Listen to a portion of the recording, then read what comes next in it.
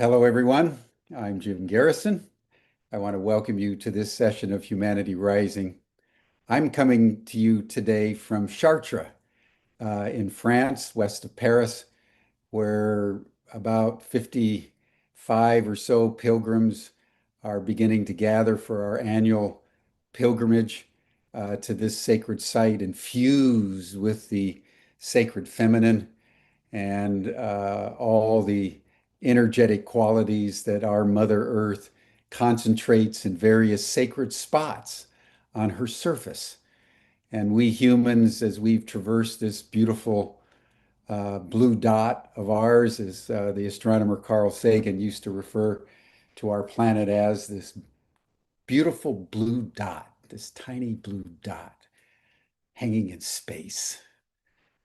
As we've traversed this beautiful planet, we've become accustomed to finding certain places where the telluric energies have a specific frequency that animates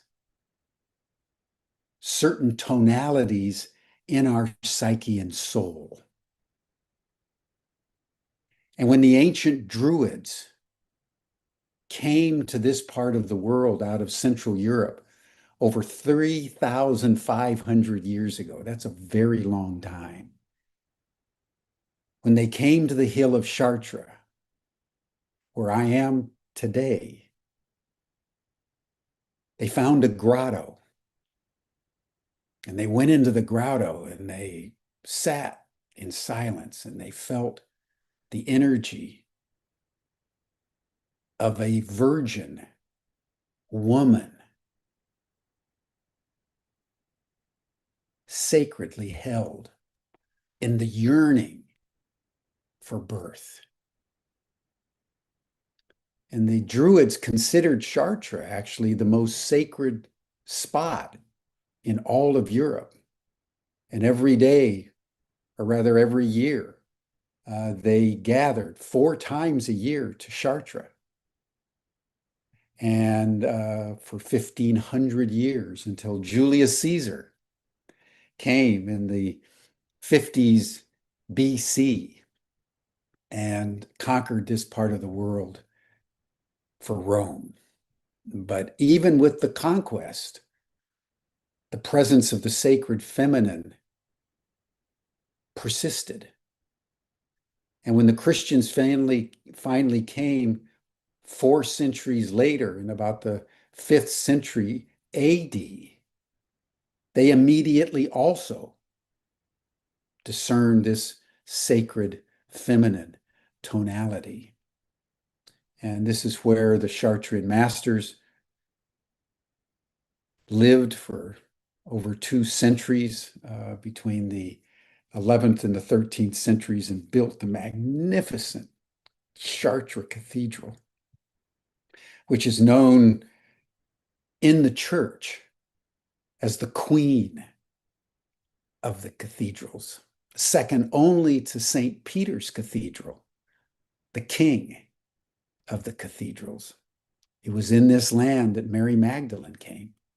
So Mary Magdalene is a revered saint at Chartres Cathedral, and I'm delighted to be here. And I had a special delight today when one of our Humanity Rising community, Celia Ann Brown, who's been faithfully watching Humanity Rising since it began over 5 years ago. She emailed me and said she was in France. She lives outside of Paris.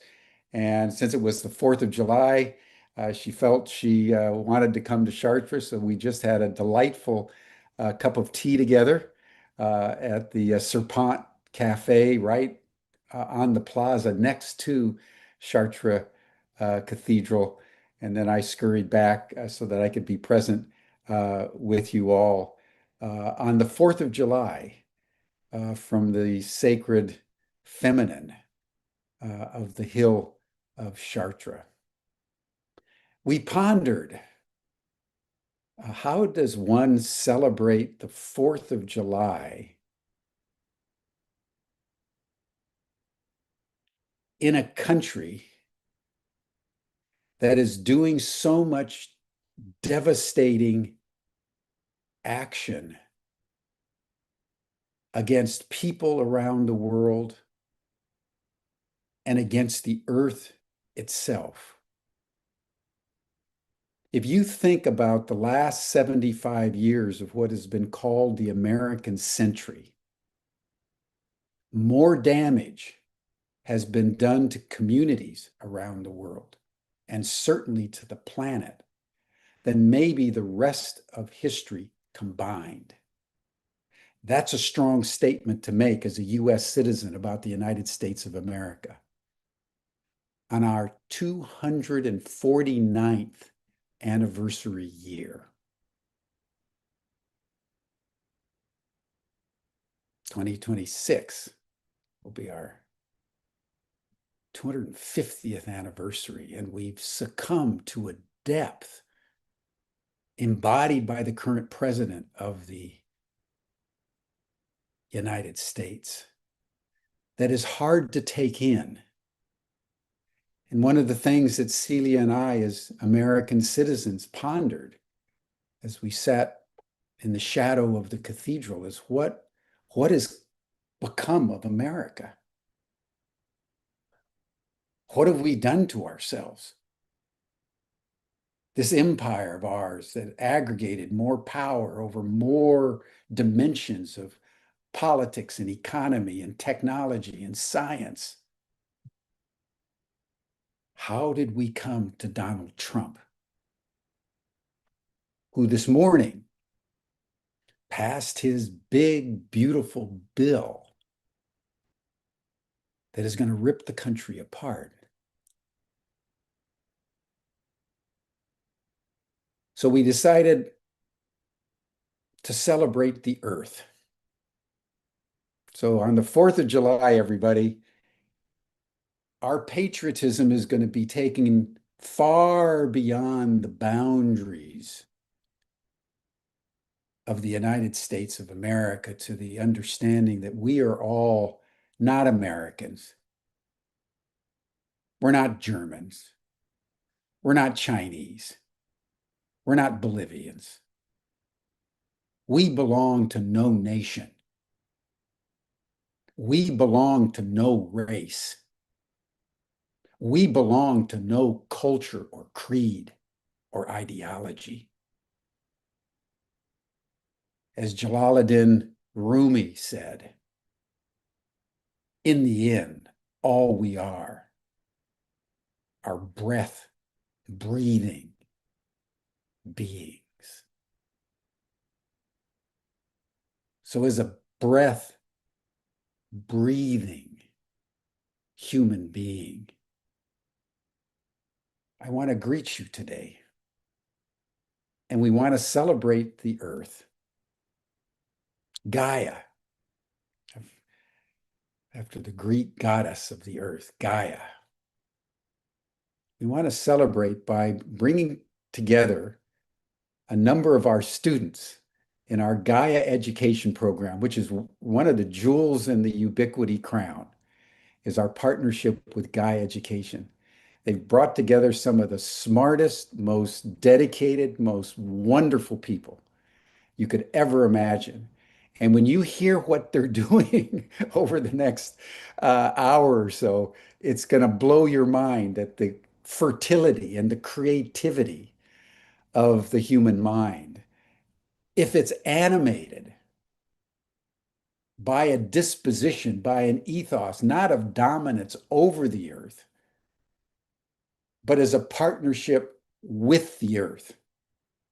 That's what GAIA Education is dedicated to animating in all of its students. And we have the great privilege of working with GAIA Education, who I've known and admired for many, many years.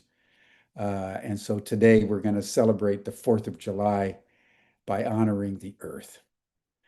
And we want to begin our proceedings by having our very precious Dean of Students, Victoria Moore, who I've known seems like for a very, very long time.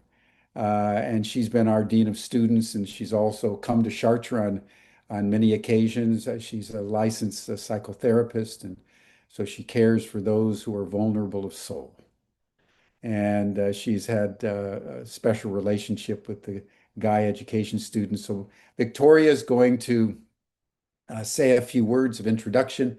She will then introduce our first student, our PhD student, and then I will introduce them. They'll make short presentations of about 5, 6 minutes, and then we'll bring them all together for a discussion for our balance of the time. And then a number of them will adjourn to the after chat to just share more time for any of you who are interested.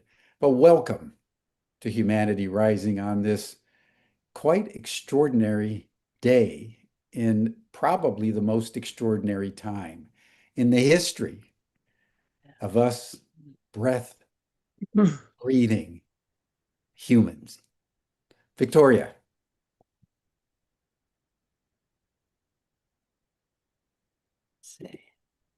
Hello, my name is Victoria Moore, and I am the Dean of Students of Ubiquity University. Thank you, Jim, for an extraordinary beginning, as it always is, to Humanity Rising. Yes, it is the 4th of July, and we have a democracy that we are working on as we go through a difficult time in this country. It is the land of the free and the brave. That's how it is known, and it will be again. And as Jim said, we go beyond wherever you live, wherever your culture, your society is. We are citizens of the earth. We are citizens of Gaia. And how appropriate that we talk about Gaia and that their program here today. The Greek goddess of the earth, Gaia, is so appropriate. And that's who we are talking about today. And they are talking, these wonderful students who you will hear via interviews with Ubiquity University President Jim Garrison. And there are students from Ubiquity's partner, the GAIA program, and they all have an amazing passion and commitment in a program that is called Design for Sustainability. I am privileged to meet once a month with these brilliant change makers in a community call offered by Ubiquity University. These students will be writing theses and dissertations working towards receiving graduate degrees at Ubiquity University. I have been so impressed by the commitment of these students to create regenerative communities, not just of the future, but of the present. They are attending to personal, economic, spiritual, and practical ways and means to bring us with health and commitment to create these communities of collective wisdom and practical means to create these communities. Enjoy listening to these students and join them afterwards for a question and answer to explore their ideas, their ideals, and their goals. Now, I have the privilege of introducing our first student who will be explaining more about their program, about the GAIA program, the design for sustainability. All right, his name is Roberto Schifo, and here he comes. See you later.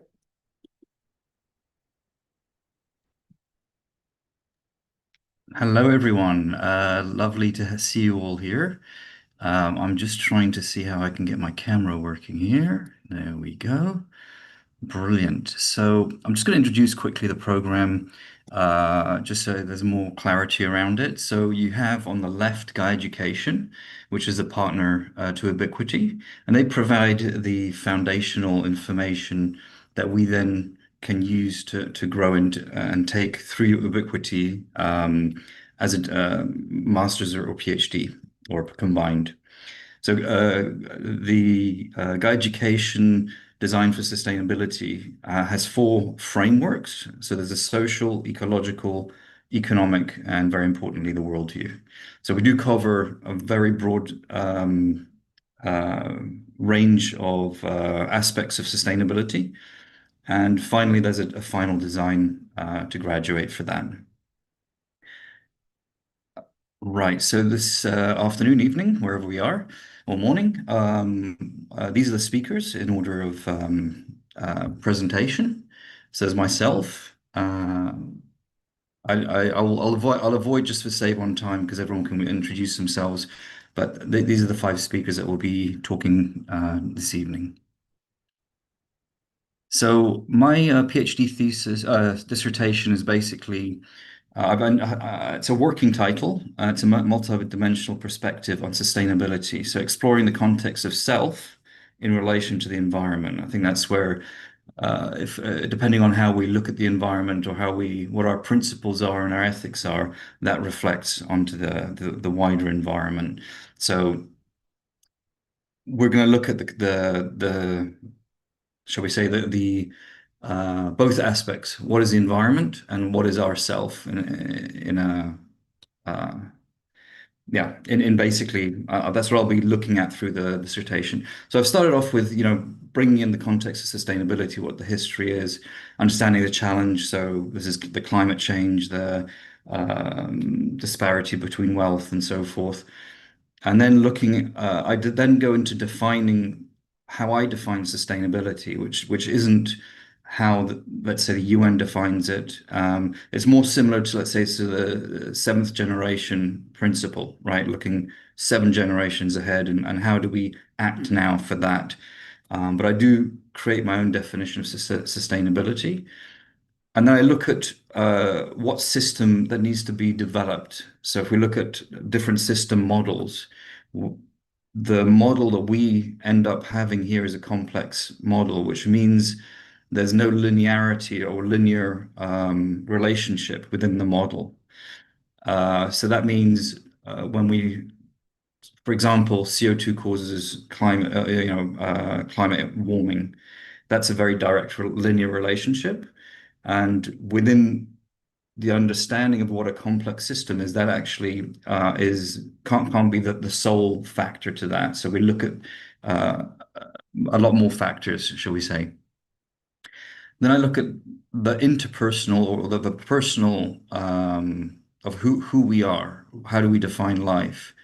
The states of presencing, and then also the different worldviews. So for example, the East will have a much more holistic worldview. In other words, they're part of the environment. They look at balance, the chi and so forth. Whereas in the West, we're more looking at the environment as something to control and manipulate and so forth. So you have this worldview aspect to it. And then when I look at the environment, in the sense of function and metabolism, but also what are our latest understandings, whether it's water and the memory of water and the impact of water itself. You also have water as a water cycle around the planet, which is much more relevant to the heat dynamics on the planet rather than to the CO2 emission, shall we say. And then at the dynamic whole, so how do these two interact? So the culture and the I with the ecosystem itself. And then how do we define a healthy society? What are the leverage points that can help us get there?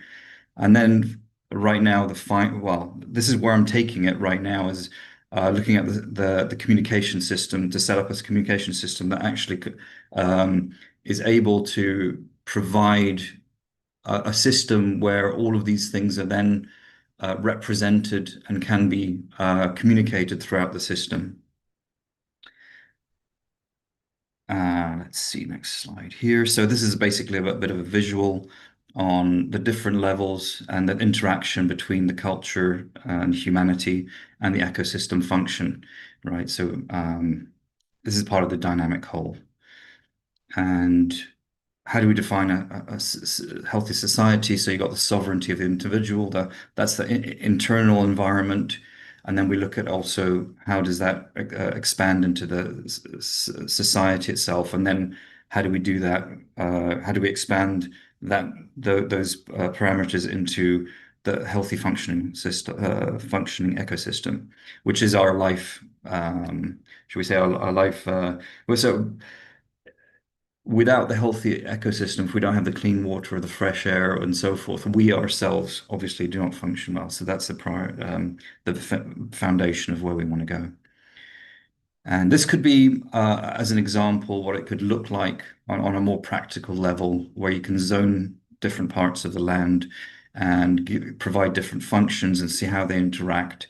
So ideally, the end product of the dissertation is shall we say, the mycelium network of this that would result in a propagation of this type of impact on a landmass, on a island, on a, whatever scale we take it at. That's where I'm at the moment. So I'll conclude there and open to questions as well. Thanks very much.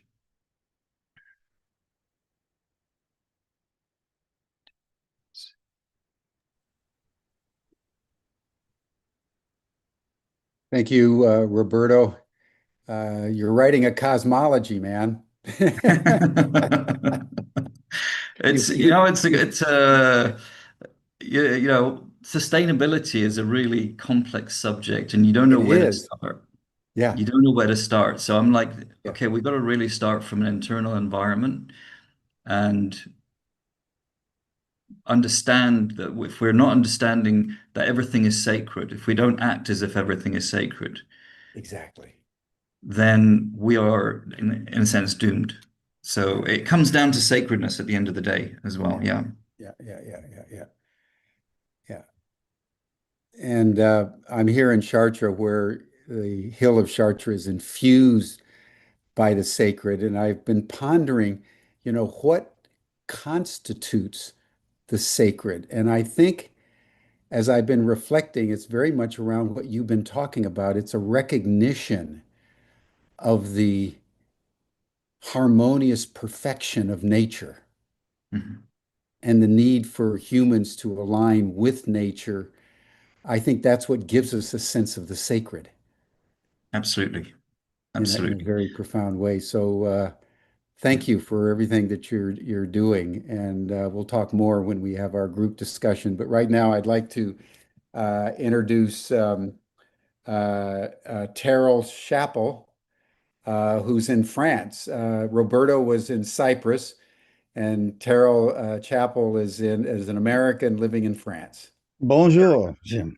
Nice to see Bonjour. you again. I'm looking forward to seeing you in a couple of days live and in person Oh, because you're coming. I'm coming. I'm coming up on Fantastic. Sunday. So I Fantastic. really want to thank you for being here with us today. I can only imagine how busy you are preparing for the Charter Academy. So it's a real honor and a privilege to be here with you and with my colleagues here on this call because, as Victoria said, everyone is doing just truly phenomenal work. Totally. And I Totally. know we have common threads through all of this, and I think Roberto hit it on the head: the sacredness of our connection to Gaia, and the title that I came up with for my my thesis was finding the gold in sustainable design, and I'm not sure you guys can hear me. Yeah, we can hear you. Okay. All I see on my okay.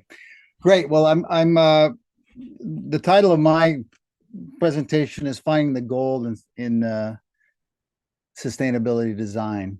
And my wife and I came to this place in France 5 years ago to take on an old farm. We're living in a 500-year-old plus stone farmhouse, and an old farm that had been very much depleted. So our project over the last 5 years has been to restore this land, not just the soil health and the water and things like that, the diversity, which we've really been able to do, I believe.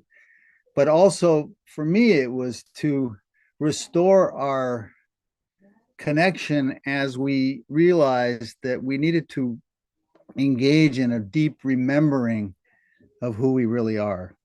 And for me, that's finding the gold in sustainability design, is really making that journey into the remembering of our divine nature and the fact that we're all wired as human instruments to receive information that doesn't come on a screen, receive knowledge, receive wisdom, receive inspiration. So in the last 5 years, one of my biggest challenges was coming from living in New York and West Coast California, was to just really learn how to slow down and listen. And we got here right in the middle of the COVID lockdown. And one of the things I did is I built a round stone portal as an act of welcoming the spirit of nature back onto this land. So what I'm working on is, what we've been doing is we've been teaching programs here at Vert Soleil, and we've been teaching permaculture and how to design a project and things like that. And what I realized over the few years was that what I think is really necessary, the beginning, is to help people on that path to remembering, to really remembering that there is no separation between humans and nature.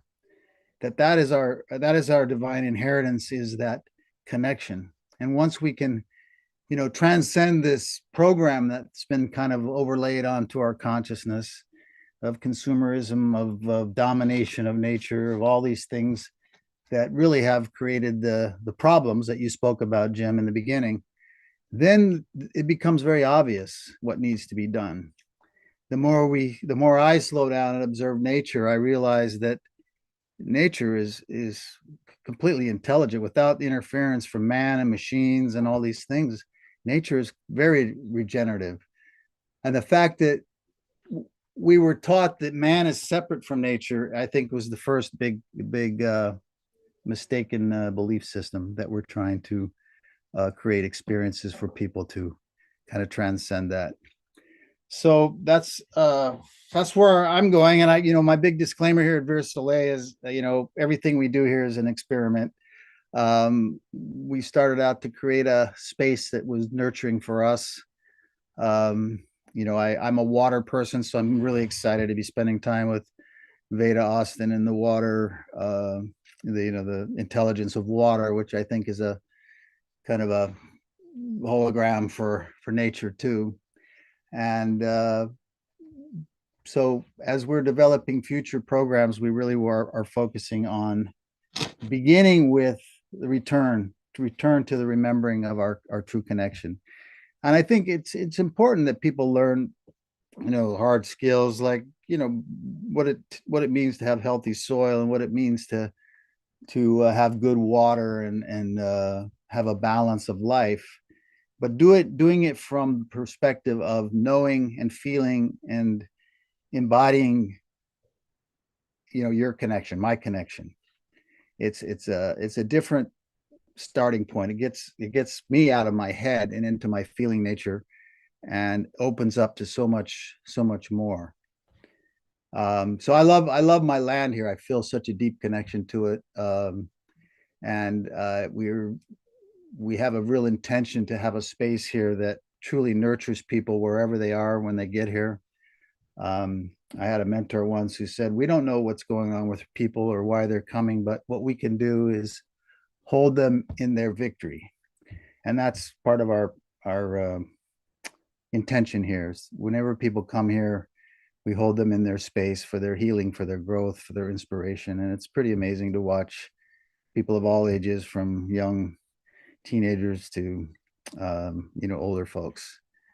So I think that's what I'm going to share today. I didn't have any slides really. I knew we had a limited amount of time, but if you want to go to www.virsoleil.org, it's virsoleil.org.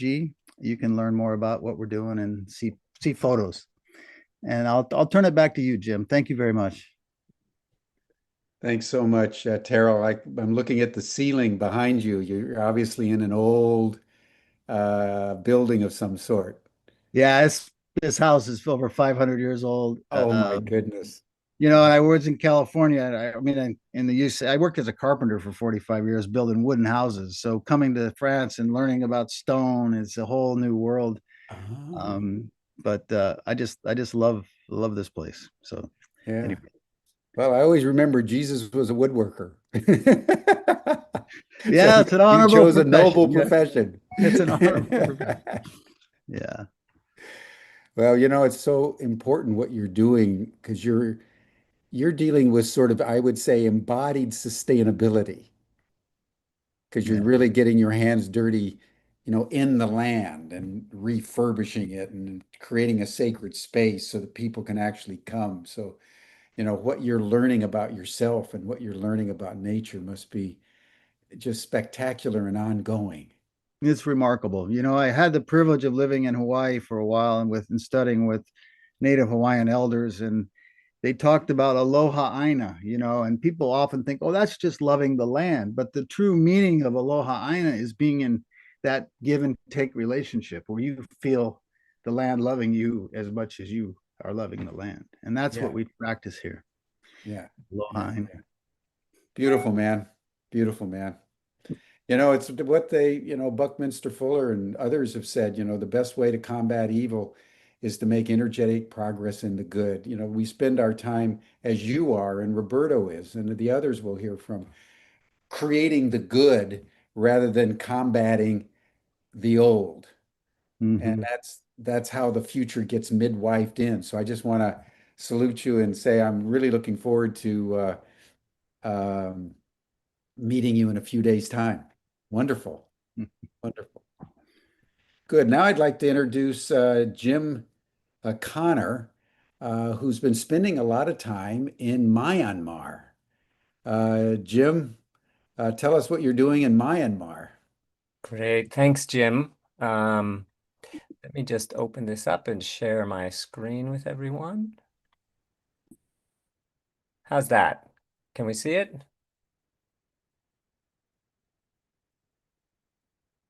Yes. Okay, great. Thanks. Um, yeah, so I've been based in Myanmar for about 20 years working there. And my dissertation doesn't really have a name yet, but I've put this for today was the Seeds to Systems, kind of weaving holistic education and regenerative design for lifelong learning. And a lot of this stems from my childhood when I had two kind of quotations that really inspired me. One was that a happy childhood lasts a lifetime, and the other one was this one from Rabindranath Tagore, that life, the joy in life is through service. And so the work that I started roughly 25 years ago was a small NGO called Whispering Seed. And this was an orphanage for kids who had lost their families in Myanmar and along the border, migrant and refugee children. And through that, we had to explore a lot with education and with sustainability. So that really is the basis of my life's work, and which has now become what will be my dissertation.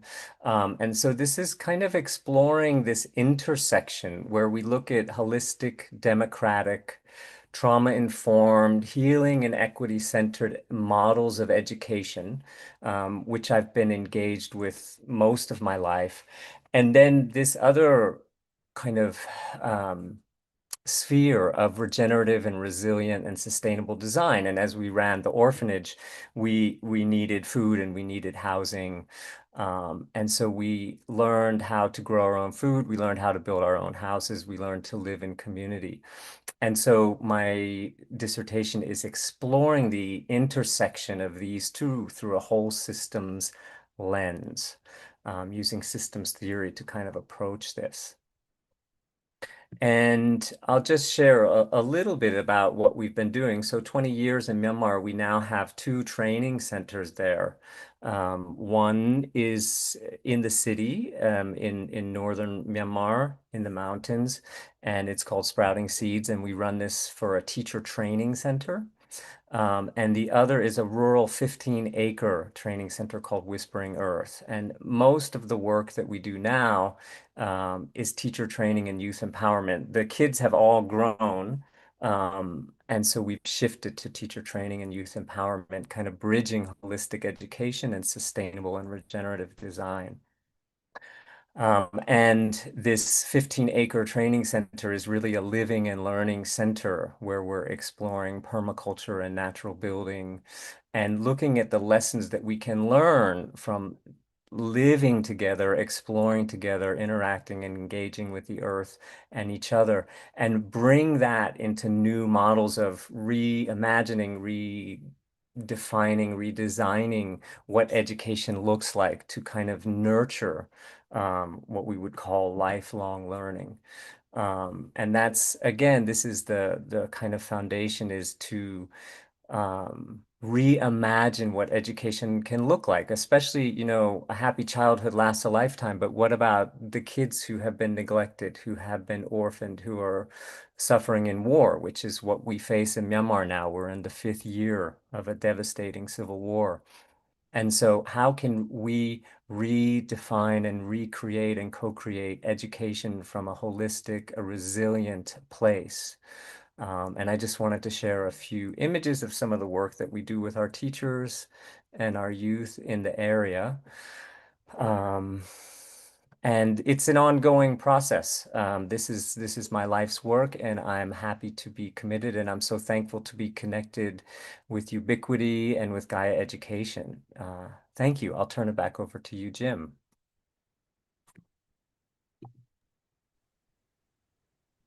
Well, thank you, Jim. What took you to Myanmar? It quickly, it was accidental, completely accidental, visiting some Easy. democratic programs that work with orphan youth in Myanmar, and I was on the border with Burma, and Oh, I met some kids, and I was very young, and I had put a calling out that I wanted to adopt kids, and I met these kids that had lost their family, and I thought, well, here it is. This is the best place to do it, and I packed up and moved there and started my NGO.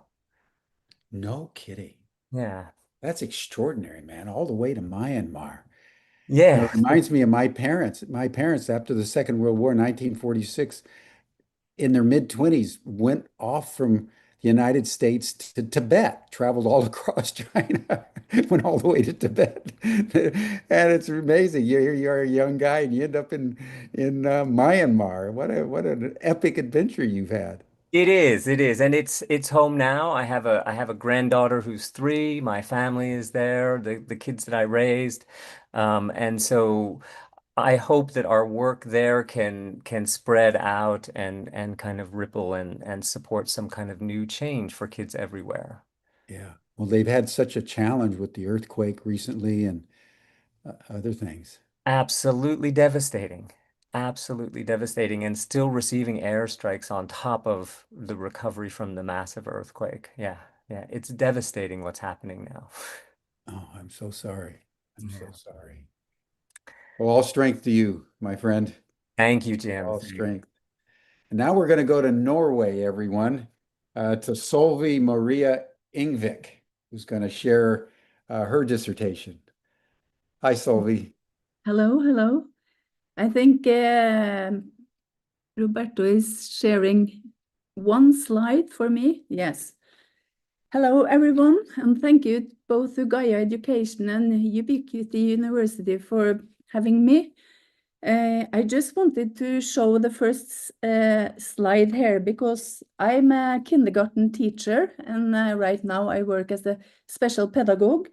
And one day I was sitting watching the children playing with mud and with water.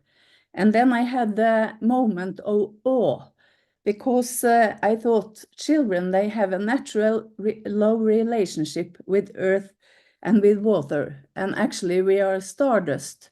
So it was like a universe opening to me. And this led to the fact that I studied at GAIA Education. And as you see on the screen, we went to the design studio together with the 2 teammates, and that is Natasha from Greece and Iona from England. And then we made a 170 pages report, very practical, about the ecology and the wishes for the kindergarten, the place, and the economy and the social life and the vision that we wanted the kindergarten design for regenerative living, where we could build resilience and well-being through caring for life in all its forms. And the children themselves, they are the guardians of regenerative living. So we made this report. It's called the Whole Education Blueprint, or WEB. As we worked with this report, and you can take it down, Roberto. Thank you for showing it.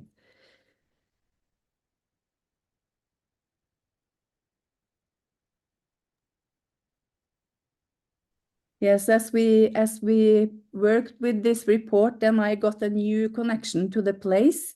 I felt like I found the soul of the place. It's a place where there is a teacher who has mapped over 145 birds who are living in the area or passing by. And it's a big shelter and a warm place. And previously it was a farm. So I got connected deeply to the land and in a totally new way. So I missed the picture of you, Jim. So, but I can speak. I thought you were finished and then you kept going. So I thought maybe you had something additional. Okay. Yes, I just wanted to show the framework because it's very practical and it adds up to what the others have said. But what's happening to me now, I've changed the perspective on my PhD research from, I would say, more from my head to my whole body and my heart. And in the worldview part, because everything starts with the worldview, the story and the children, you know, we in the kindergarten, we build the mindset, we build the immune system, we build everything, and we are role models. So then through this task at the GAIA Education, then I discovered a woman called Emilie Conrad. She's the founder of the a continuum movement. She's a dancer, choreographer, and I just want to quote her because the reason why I changed my topic to "We are all wet with love" is rooted in the following. Emilie Conrad's quote is, "The undulating fluid that I felt in my body is the movement of love, an encompassing atmosphere of love."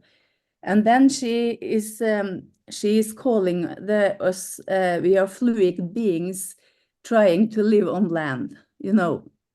And she says that a law that uses humans as its messengers, this law is trying to land on Earth. And and water is the substance for all forms of life on Earth.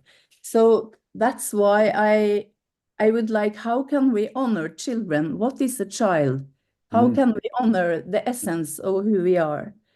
And to make the change, we have made the report of a kindergarten, but to make the practical change, that's another thing.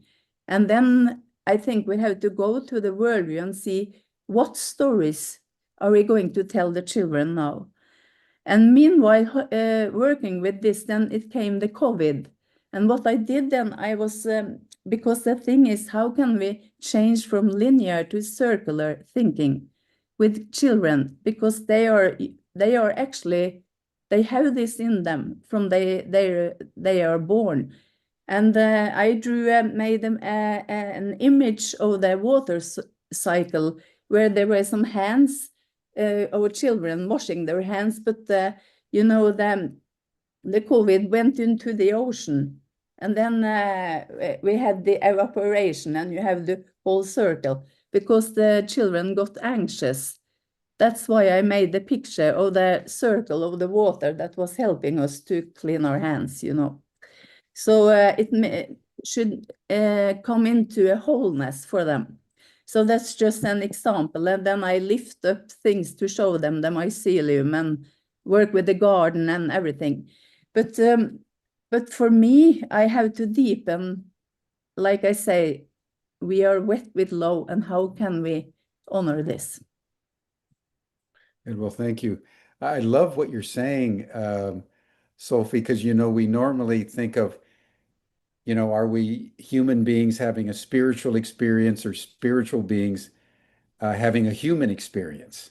And I like what you're saying. We're water beings having a land experience.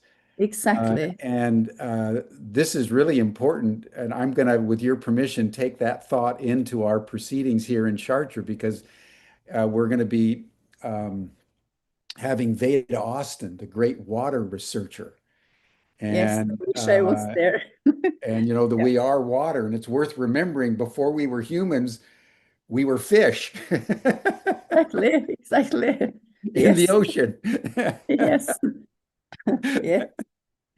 Yeah, and I love this notion, wet with love. Yeah, Wet wet. with Oh, love, everybody. yeah, Dripping wet with love. That's such a beautiful notion. yes, and it's for me, it felt like I'm coming out of my heart as I do my dissertation work. Yeah, So yeah. yeah, I'm so happy for it, it makes me smile, and I still want to look at the same topic, because my previous question was, in spite of everyone wanting the best for their children, how come we are violating them? But Yeah. I'll look at the same. How can we build systems for children and children's rights out of this place that we are wet with love, and the wisdom that children carry in them, like I'm back to the bucket with the mud. They just love the mud, and the water. And Yeah, kids love mud in the water. yeah, Yeah. because that's when I looked at them doing this, that was the whole reason for me being here in the kind of, and then I saw they just love this. It's a love relationship, like Emilie Conrad is talking about. Yeah. Well, listen, It's in thank a you so bucket. much. We'll talk more in the Yes. group discussion, but I Okay, love this thank you. notion of we're fish having a human experience, We everybody. are. That's beautiful. That's That's, beautiful. That's beautiful. thank Wet you. with love. Wet with love. That reminds me, everyone, just the thought, when I was just thinking this thought, a very dear friend came into my consciousness, Harriet Crosby, who's had some real health challenges lately. And I just want us to pause here and send our prayers and our love to Harriet and all of us that are suffering either physically or mentally in our world due to a variety of factors. But what was coming over me when you were talking, Solvi, is this deep sensitivity and empathy for the vulnerability of life, Exactly. the The pressure. vulnerability of the fragility of life as we're teetering, on the brink here, and people are suffering. So, Harriet, if you're listening or watching, we love you. I love you, and we send all strength and blessings as you continue your healing pathway. So, Solvi, you've brought something very profound in. So, I just want to thank you for that. And then we want to turn everyone to our final speaker of today, Akazi Shanur Ashraf, who's coming in from Bangladesh. I love the international quality of our proceedings today. So, Kazi, tell us what on earth you're doing in Bangladesh. Yes. Actually, my life also started, to seek for sustainability. That means sustainable living system. I was looking for this thing from very beginning of my life while I was in high school. I have seen so many chaos and poverty, also richness, everything I have seen in my country even. So I had a dream that if I could have a certain amount of land and I can make the full food system in it to get food security for my whole family. I was at that time I was only 14 years old.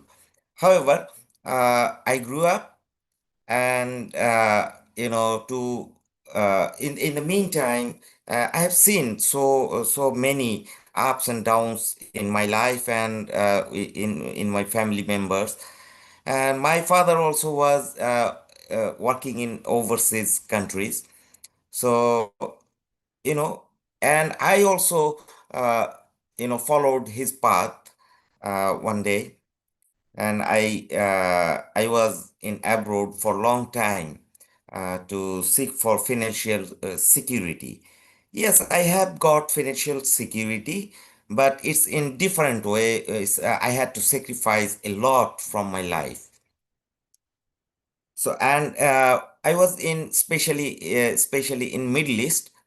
Then I have seen so many Middle East anarchy, different types of wars. These news is always made me in panic situation, and I felt always insecurity, and the corporate life. It made me. It's just. I felt it's a delusion. You know. So I was never, I never got any peace in my life. Always, running after money, and life is like very chained. I felt like this. So I was feeling very badly. That's what is sustainable life and what is sustainability. I was trying to, uh, you know, look for this word actually. So one day I felt that I need to search, how can I get a sustainable living system or life? And I found permaculture. So uh, I just went through in some websites, and I found that it's a regenerative system, as well as it can achieve I can achieve sustainability in my life as well. So I got my first PDC and then got diploma, and I felt that I need to learn more about sustainability because there is community issue, and in my country, these are all very difficult. I couldn't understand at that time how uh, I will I will manage this community system. At that time, I was also searching where is if there is any organization who is working for sustainability in Bangladesh. I found one, BASD, Bangladesh Association for Sustainable Development. It's an NGO. In their page, I found that GAIA Education. They worked with them, and jointly they have done lots of work in Bangladesh as well. So I felt to visit that GAIA Education website, and I found yes, there is something really information and knowledge that I really need it to work for my country and work for myself. So I have just done that full GEDS course, and also knowledge quest was not stopped, and I am continuing with other courses. I have completed until now 3 courses from there, and then because of GEDS, now I am research student for sustainability, designing for sustainability and regeneration in Ubiquity. So I'm pursuing this master's as well from Ubiquity University. At the same time, what I learned from Gaia, I'm going to apply it in my country. I just returned to my country just 3 years, and I have purchased some land. uh, I'm going to set up an eco village, build an eco village, which I can share something about this eco village mind mapping. I'm just, I can try if it is possible.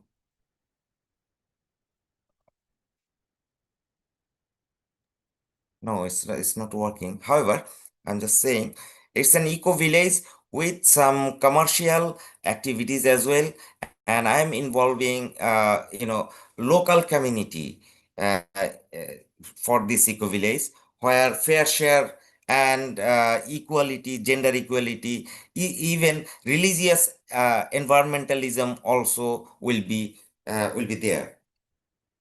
At the same time, I found in my country also so many people have a small piece of land, but they are always thinking about making building and earn some money by renting the flats. So I found a solution that if I can spread the knowledge of sustainability, sustainable living system, then they might get eco-social living system. So I made some sorts of Facebook page and spreading information about sustainability, also permaculture, education, uh, you know, and even bioregionalism. What I have learned from Gaia Education, I'm trying to spread this knowledge in my national language to the people. And I'm also getting uh, you know uh, people are actually very interested. They are showing their interest to how they can get a sustainable life.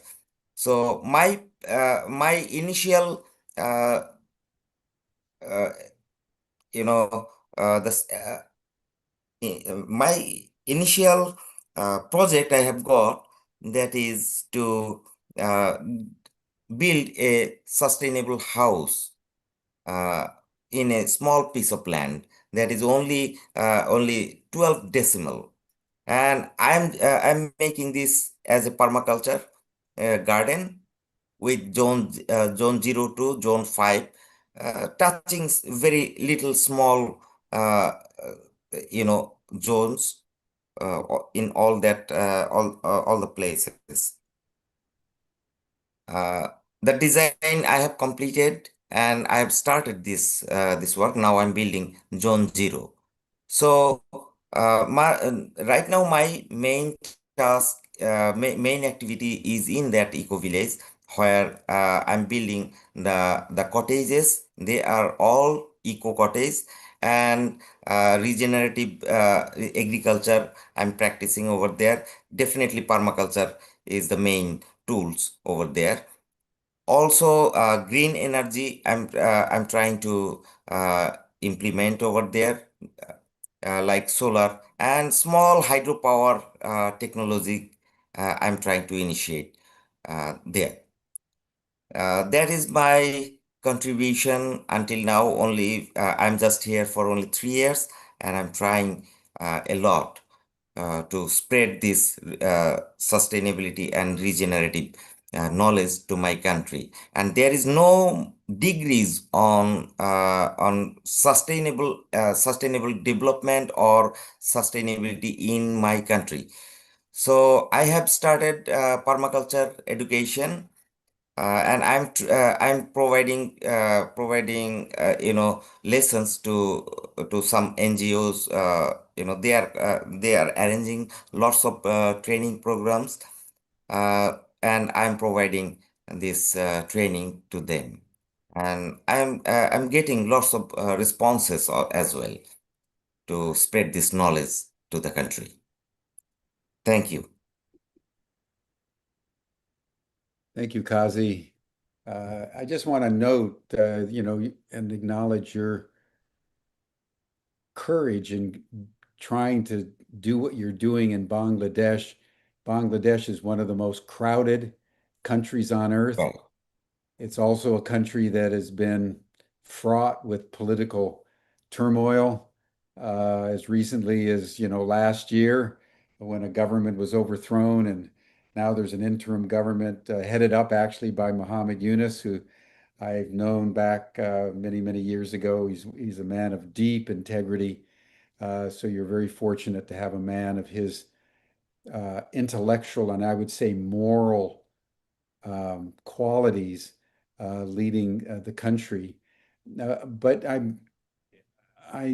would imagine you have to navigate through many complexities, bureaucratic complexities, cultural complexities, political complexities to do what you're doing. Yes, I can relate only in this case, Professor Muhammad Yunus. Actually, he's running an interim government only. He will not stay here for a long time. Right. As you guys from West, uh, always calling him to come back to our countries. Yeah. And however, but he is with us. He's trying a lot. Uh, we know about his Three Zeros, the book name, and I have gone through this book. It's a nice book, and if we really can follow his guidance from this 3 0 conception, uh, sustainability is really possible to achieve for a country. And there is, zero carbon emission, 3 0, as he mentioned, zero carbon emission, zero poverty, zero unemployment, or like this.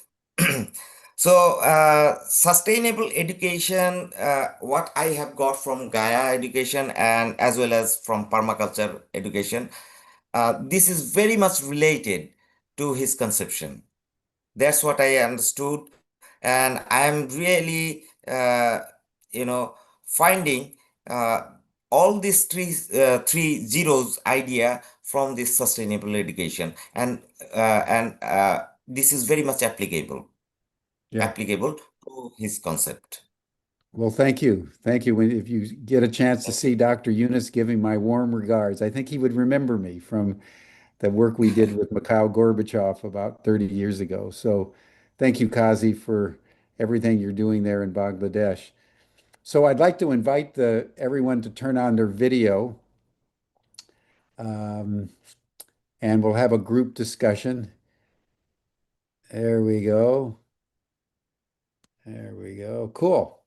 Well, thank you, first of all, everyone, for um, the work that you're doing in such diverse parts of our planet, from Myanmar to Norway to Cyprus to France, other places around the world, because you're just a sampling of the students that we have, and GAIA Education is working globally. But I'd like to, in the few minutes that we've got, I'd like to return to the notion of the sacred. As I said, I've been pondering the sacred, being here in a sacred space. And one of the effects of going into a cathedral like Chartres Cathedral, the queen of the cathedrals, like going into the Taj Mahal in India or various sacred sites, is that it's been observed that what makes it sacred is that in the presence of a certain kind of energy, the human being is given connection to that which is spaceless and timeless and beyond causality into the synchronicity of being. And that's where beauty resides.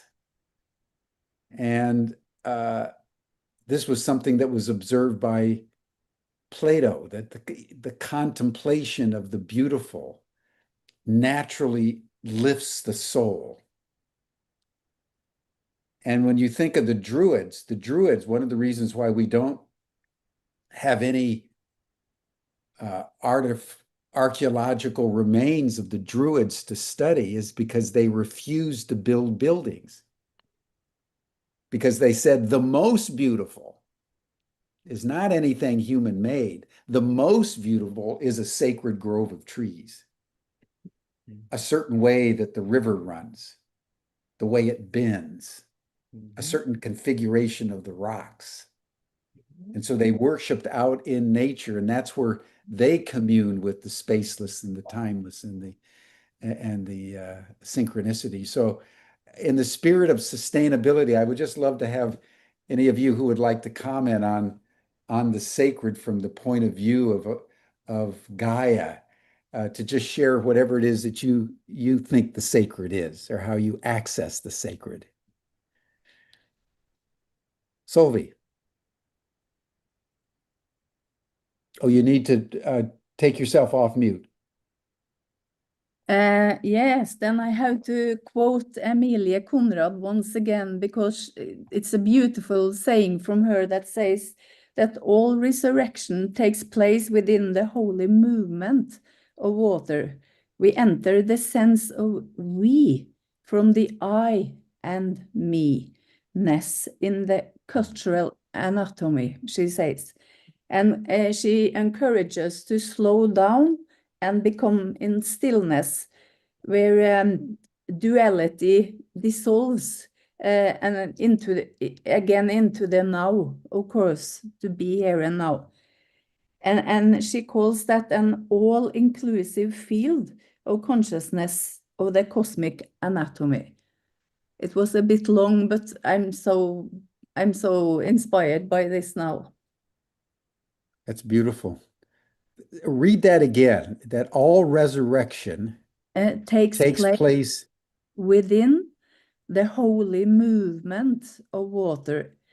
We enter the sense of we from the I and me-ness in the cultural anatomy. She has written a wonderful book. You have to find out more about continuum. It's how we are part of a stream in cosmos, you know. So and then she said slowing down and into the stillness, then the duality dissolves more into a universal plenum in the now. And the wet with low gets even more space, you know, to unfold. An all-inclusive field consciousness of the cosmic anatomy. Yeah, beautiful. Yeah. Beautiful, beautiful. I love that. What's her name again? Emilie Conrad. She's a founder of the Continuum movement.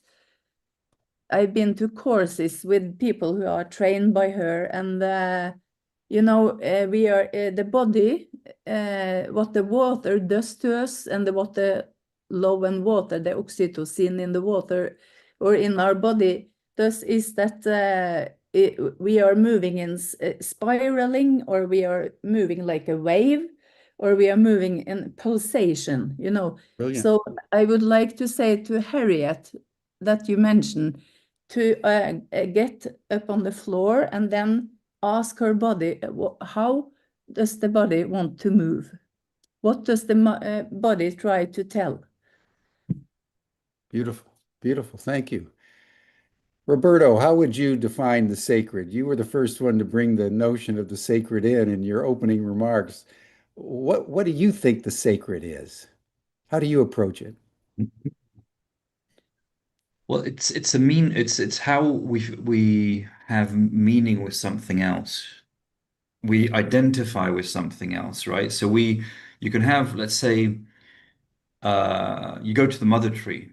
It could be any other tree, but unless someone brings in the knowledge and then provides the meaning, then you understand the importance and the significance of that. So just like water, if we don't have Usun Veda to tell us all these different dimensions that it actually has, and we just think it's H2O. And there's no, you can just filter it, you can, et cetera, et cetera. You don't understand that there is a sacredness to it. And I think it comes with it's a connection. It's the joining of rather than separation of. Yeah, yeah. It's that which connects. Absolutely. That's Yes. which connects. Yeah. It's a value. It's a value, Yeah, yeah. Brilliant, brilliant. Thank you. Anybody else want to comment before I move on to a second domain? Terrell, what would you say about the sacred? You're the one that's getting your hands dirty and Well, in the sacred soil of France. I jump in my sacred pond every morning. Start my day. Good for I don't you. know, beyond, I Wow, built what I call Gaia's gate to remind me of the sacredness and the magic of nature. So I'm actively engaging with the sacred every day and consciously. That's what I can say. Yeah, but I think that's actually worth pondering for a moment. It's the sacred, it's the contemplation of the sacred that makes us conscious. Yes. Yes. Yeah. Yes. And if you look around our world, there's nothing sacred anymore. Everything's been stripped down. We've got no place for symbolic meaning. And so what are we doing? We're destroying ourselves. Yeah. Because there's consequences for the lack of connection, of a lack of the resurrection of the body through water, the lack of consciousness. So thank you all. And it's in that spirit, I'd like to turn to a kind of a final domain before we wrap it up. And that is, just to state the obvious, all of us know that we're in a world in which the center does not hold. Doesn't matter whether you're in Myanmar or Bangladesh or Norway or Cyprus or France or the United States or anywhere. The center's no longer holding. Chaos reigns. And the earth is being ripped apart. How do each of you, and I'd like for each of you to speak as we close here, how do each of you process this? What in the midst of all the craziness that's going on, how do you personally, how do you connect with the sacred? What is it that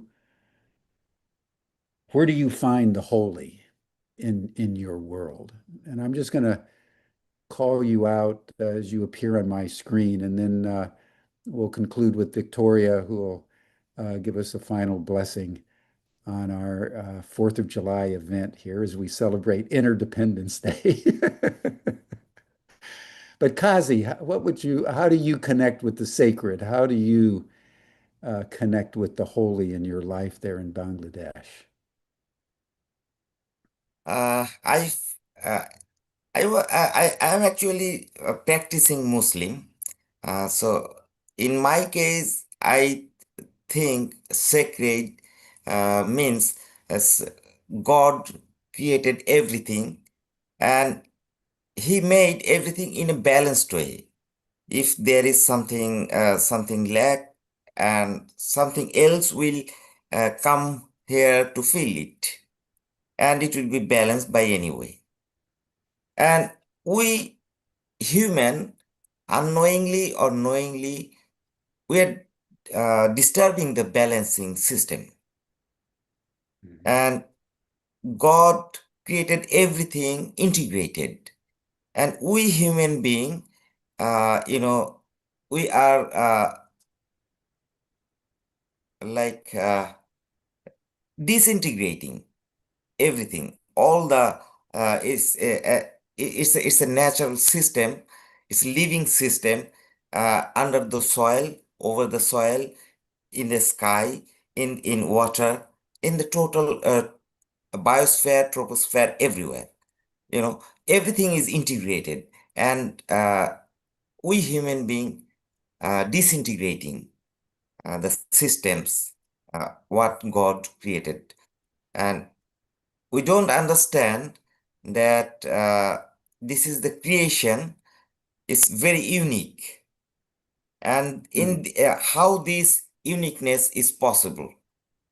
In my religious point of view, it's only God can do that, and we should look at it, look into it, to understand about his mighty, about his beauty, how he thinks, uh, how beautiful is his uh, mind. We need to understand, you know. So there is no mistake in nature, you know. There is no mistake. So we should be grateful to his creation, you know. We should you know, foster it with love, and we should feel it that we are also is an integral part of this total system. Not we are not mighty. Mm. You Yeah. know, we should feel that. Yeah. And we don't feel that. That's why this total entropy in the earth. That's what I feel. Yeah. Thank you. Yeah. Allahu Akbar. Allahu Akbar. God is great. God is great. And in the face of the Almighty, we are less than nothing. We are chaff in the wind. Thank you, Kazi. Thank you very much. Solvi, what would you say to these matters? Yes, I would say that when you say the word chaos, then I think it's a birthplace. It's a transformation going on. And for me, it's to get in touch with the sacred. It's actually through my breath, you know, like really slowing down my hands on my stomach and really breathing and then listening to the wisdom, I would say, of my body, and then trusting what comes out of this. And in my everyday life, I'm an amateur photographer. So as I go out in nature with my macro lens, then one day I met a dragonfly, and I was laying in the grass beside the dragonfly for 30 minutes. I photographed the smiling face of the dragonfly, and then that's for me like looking into the sacred, and that's something I want to bring to the world, to show the magic in the sacred as it is expressed in nature then. So, but I have one quote for this too, if you can allow me. Please. And from Emilia Conrad, of course. She's saying that breathing is an invitation for a creative intelligence to come and dance. We are an extension of a planetary process. And our breath, you know, knows what to do. We have to soften the inhabitants. Brilliant. I'm going to have to get better acquainted with Amelia. You have to do that. Unfortunately, she does not live, but she has written a wonderful book. And you can, if you search for the continuum, then you will find a lot. Yeah. But thank you for bringing her in, Solvi. This has been very, very soothing to my soul today. Thanks. So thank you. Thank you. Thank you. You know, it's always such a profound thing, everyone, when someone like Amelia Conrad graces us with a depth of wisdom that we find ourselves sinking into ourselves that little bit more. Yes, exactly. And we feel such gratitude for the wisdom that the Amelias of the world possess and share with us. So I feel gratitude for her presence in this call today. So thank you, Solvi, for bringing her in. Thank you, Roberto. So,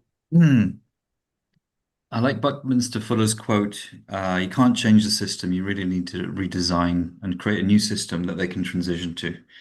So the more I look at the challenges we have, the more I can see that there are different interests and agendas and all this stuff going on. And you can't really, I mean, you can do a deep dive into that, but it doesn't really solve anything. So if we're looking to build a new system, and this is where the sacredness comes in, when we understand these subtle energies, whether it's Rudolf Steiner, whether it's water, whether it's you know um, different states of awareness, different states of beingness, we start to become aware of what is sacred. If we live a life that we don't have these different experiences, we're not exposed to this type of insight, then nothing, there's nothing really to trigger us to change something. But once we start to understand how we are related to everything, and we see that there's these beautiful dimensions to everything, then we are given a responsibility to act around it. So that's what part of my dissertation is, to bring those awarenesses in to just, that's why it's called multidimensional.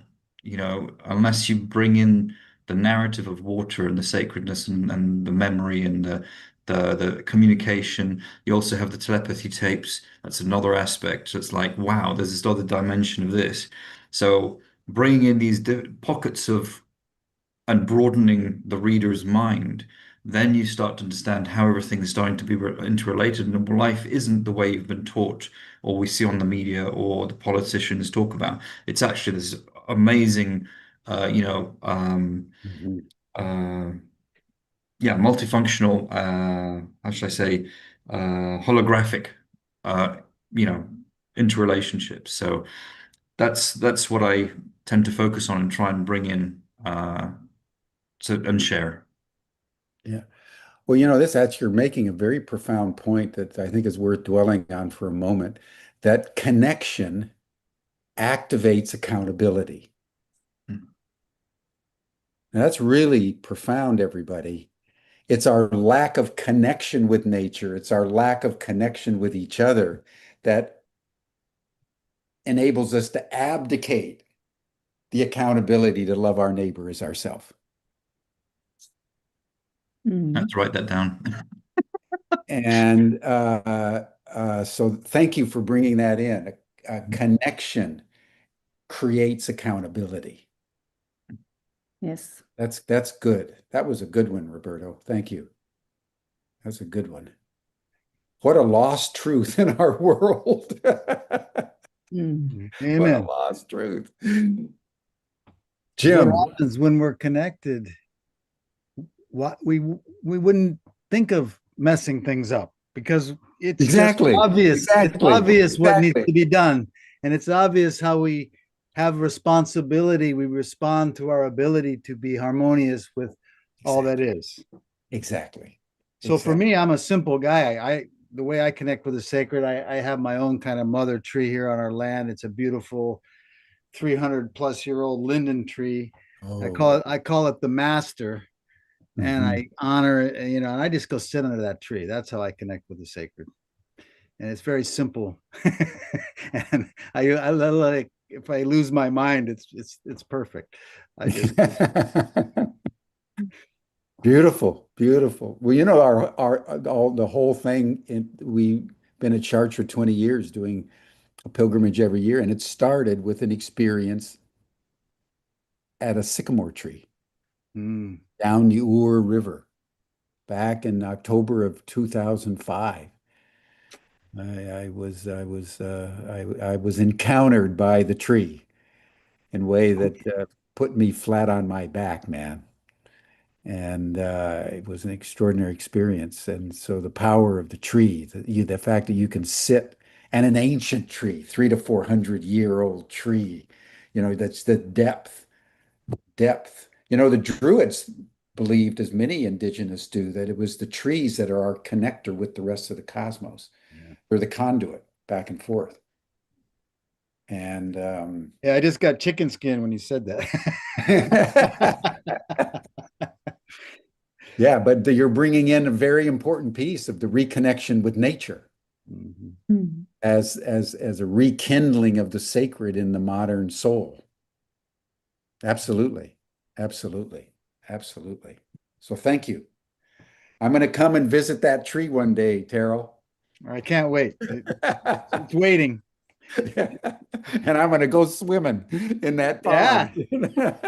And I'll take you on a little walk through Gaia's Gate. That's another experience. Anyway, okay. Thank you, Jim. Thank you. Thank you. Jim, what say you? Yeah, this is a big struggle and challenge after 20 years in Myanmar and and the last few years and few months, for sure. But I think, you know, for me, it's what everyone's been talking about. It's that slowing down, it's stepping back, it's falling into my breath, into silence.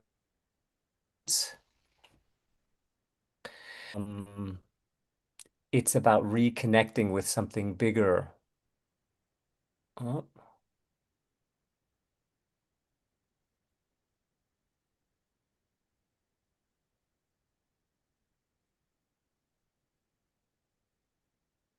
Well, Jim just entered the bigger realms. That was actually perfect. Can you hear me? Yeah, yeah, there we go. It's so ironic. You know, we have no connection in Myanmar, and here I am in the US for a few weeks, and the connection doesn't work. That is a metaphor of our time, man. That is a metaphor of our time.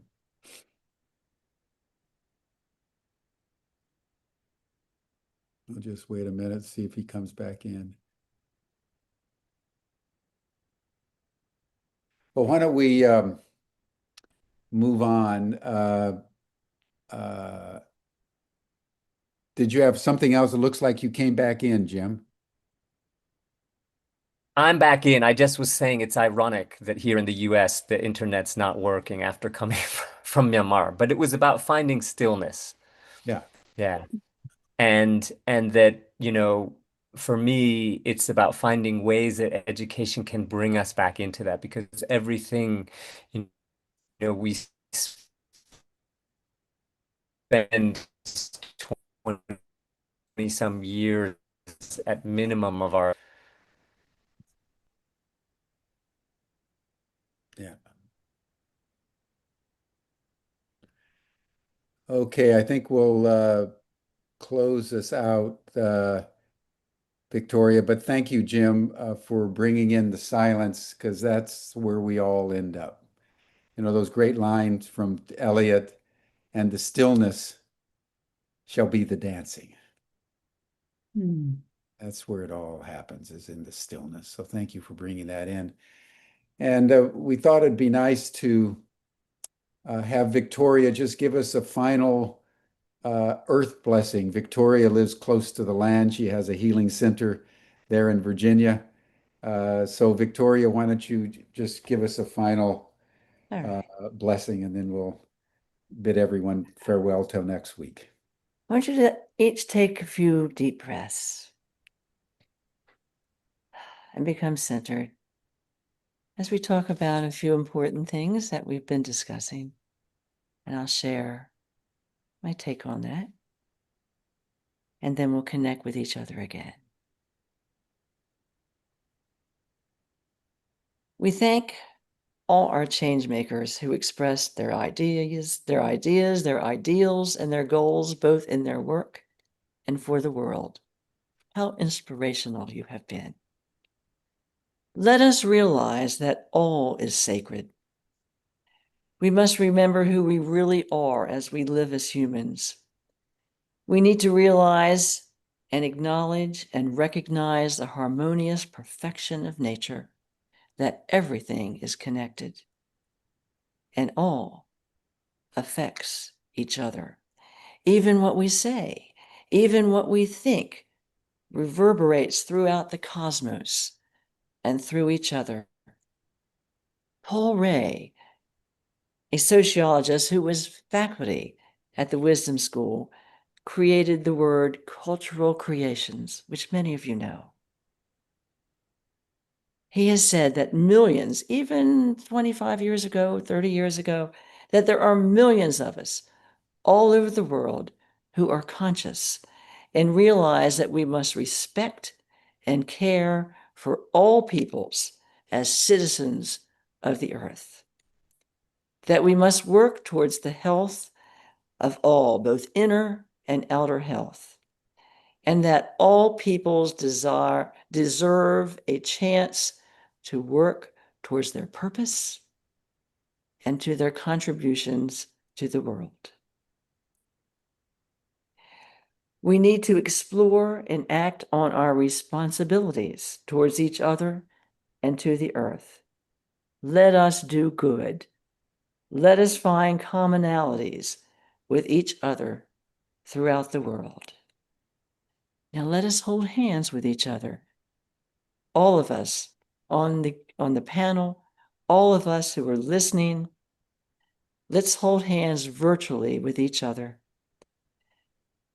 Feel our commitment and love in kinship with each other and all the beings of the earth. We are only one species among many, and we are all equal. The American Indians have a statement that many of you have heard, Matakawase Oyasin, we are all relations. Let us move to inclusion, to doing good, and to showing our love with each other. Amen. Aho. Thank you, Victoria, and thank you all. This has been a deep and inspiring dialogue today, and I just want to express personally my deep appreciation for each and every one of you and all of you together. It's been a beautiful way to celebrate Interdependence Day. Yes. So thank you, everyone. That'll bring us to a close. These wonderful people will join in the after chat. You'll see the link in your chat box. You also receive the link in your Zoom reminder for today. And then next week, Peter Mary will be handling the session, and we'll be talking about science and consciousness. And then the following week, I'll be back as per usual in Washington, D.C. For Humanity Rising. Thank you all. Blessings. Love to everybody. Yeah.